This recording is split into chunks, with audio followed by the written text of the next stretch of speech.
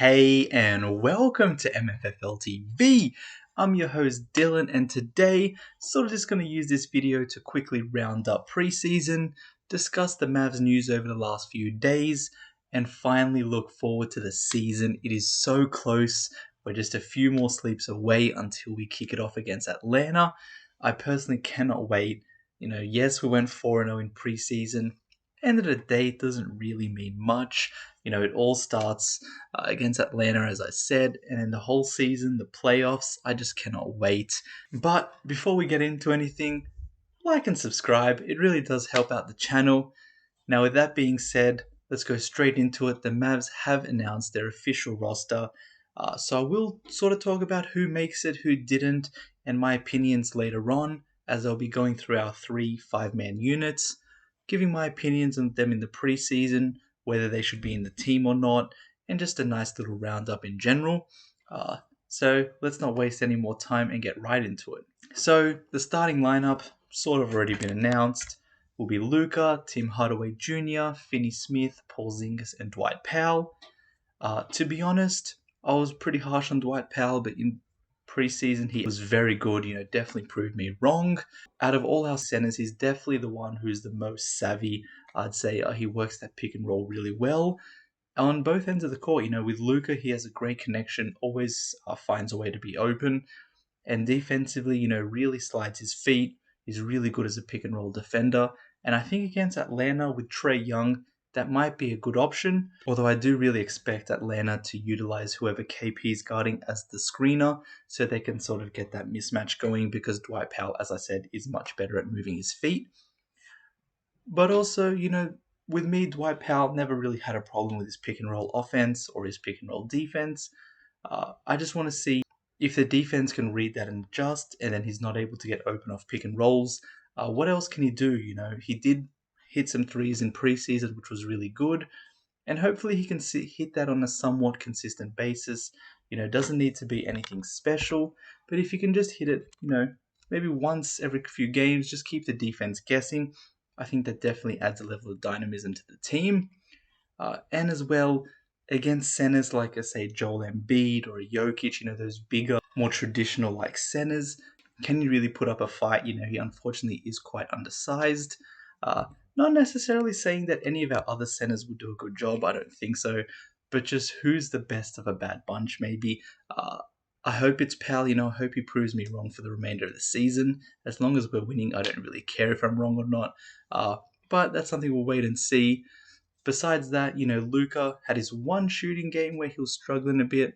Besides that, he was doing Luka things, just amazing. Seems like his free throw shooting is a lot better.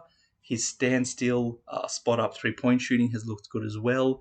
So, everything else is already been pretty good, so we can't really ask for much more. I've also liked how he's trying to make a point to find KP. I thought, he's constantly looking for him as soon as he gets the ball, sometimes full court passes if KP has a mismatch, and I definitely like that. I think we need to see more of that. Even after KP maybe has a couple bad games, I think we can't abandon that strategy. We do really need to get him rolling, because if it's just Luka, I don't think we have enough to compete with the better teams in the West. The more guys we can get involved, the better. Talking about more guys, I think this guy, Tim Hardaway Jr., is going to be crucial for us. He shot the ball pretty well in some games didn't. But I expect him to find his footing, as a starter last season, averaged about 18.5 points. So if he could do about the same, maybe even up it up 1 or 2, that'd be very good. And what he needs to work on is defense. Jason Kidd did say that he wants him to improve in that aspect, and that he can even be an all-star if he does. And I don't think that's too much of a stretch. Definitely not saying he's an all-star, but there is somewhat of a merit to a guy who's on a really good team and can be a really good 3-and-D player, sort of like a Klay Thompson, someone who can put up 20 points and be that primary defender. Don't know if Tim Hardaway Jr. is going to be that. He definitely has quite a bit of ways to go, especially one-on-one defense. I think his help defense is very good, taking charges, but does need to work on that aspect of his game. Dodo, Mr. Reliable, does a little bit of everything, sometimes doesn't always show up in the stat sheet, but always, impacts the game in one way or another. And KP, he's looked really good in preseason. looking a bit more athletic. He's more active on defense. And I think that just comes with getting the ball more. He even said in an interview, when you get the ball more, you're more hyped on defense, you're more energetic. Everything just starts feeling a bit better.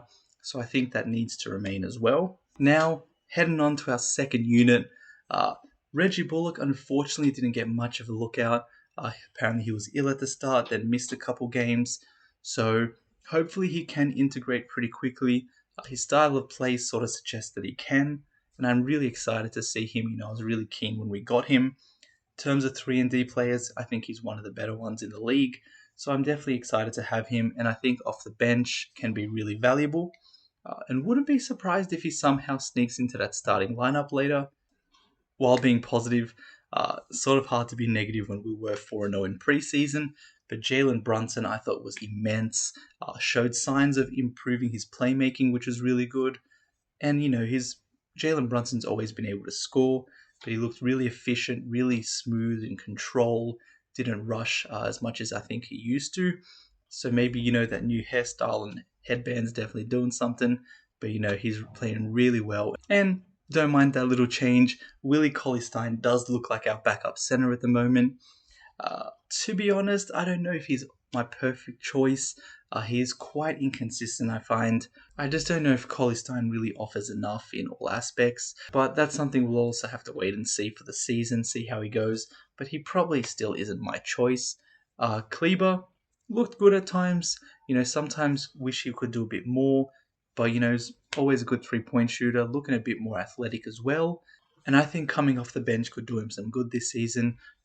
Being one of the main guys coming off the bench. Yes, he's not necessarily a scorer like a Jalen Brunson, but someone who can come on, impact the game, get the crowd hyped up, hit some big threes, play some good defense. I think he's going to be perfect in this role. And lastly, Sterling Brown, he's definitely had his glimpses. Seems like a good 3-point shooter. Is actually a better ball handler than I thought. So this wraps up our roster. We got Trey Burke, Frank Ntilikina, Josh Green, Moses Brown, and Boban. So Tyrell Terry did get cut for Frank Ntilikina. Honestly, I got no complaints with that. Tyrell Terry, when I saw him in Summer League, I didn't think he was really ready anyway. He was quite turnover prone, took a lot of bad shots, sort of got himself stuck in traffic quite a lot. So I think having an extra option, point guard with Frank Ntilikina was a good option. He took a few too many pull-up threes for my liking. I think he just started jacking them up. But in terms of defense, every game made an impact, got some steals, got to loose balls, played good one-on-one defense. So I think he's going to be a really good pickup as well. Attacking the basket, he was a lot better than I thought. He can always find a way to get some baskets. So I thought that was really good. Trey Burke, sort of after the bubble, we haven't seen much of him. So he's sort of someone who can maybe just come on, get a few baskets, good scorer. Josh Green definitely impressed me as well. His offense is still very raw. However, his playmaking was pretty good. It did catch me by surprise a few times. He made some really good passes. I think he's slowly learning how to be in the right place at the right time. Made some backdoor cuts, made some cuts to the basket for dunks. So I'm glad he is on the roster. Definitely needs to work on his 3-point game. For me, to see him really get onto the court on a consistent basis. Similarly, Moses Brown does have quite a bit of work to do. I think he, was good in glimpses. Don't think he really got enough of a run out though for me in preseason, which was a shame. However, we definitely need to keep him on the cards. He's a promising young center and long, lengthy shot blocking, lob threat. He does fit the bill. So I think it was a good choice keeping him around. And Boban, you got to keep him. Everyone loves Boban as well. I'd honestly, as I said, take him as the backup center.